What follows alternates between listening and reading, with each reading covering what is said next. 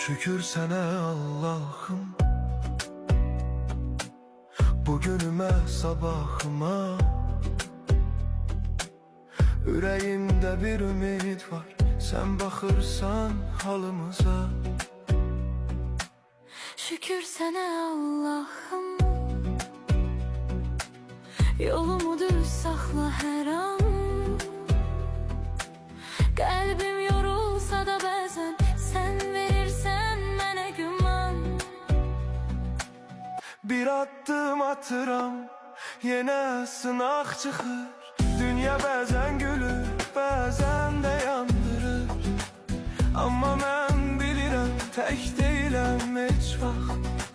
Sənin adın var içimdə, mənə yetər bu haqq. Evimə bərəkət, canıma səhət, qəlbimə təmizlik, dilimə məhəbbət. Hər kəs öz payını halal qazansın, Allahın nuru ilə qaranlıq dağılsın. Ya Rəbbim gəncə güc ver, yaşlıya səbr.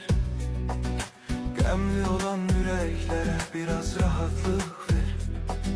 Kim yorulub, kim ağlayıb, kim tək qalıbsa, sən çatdı köməyini, gecikmə Allah'ım. Şükür sənə Allah'ım,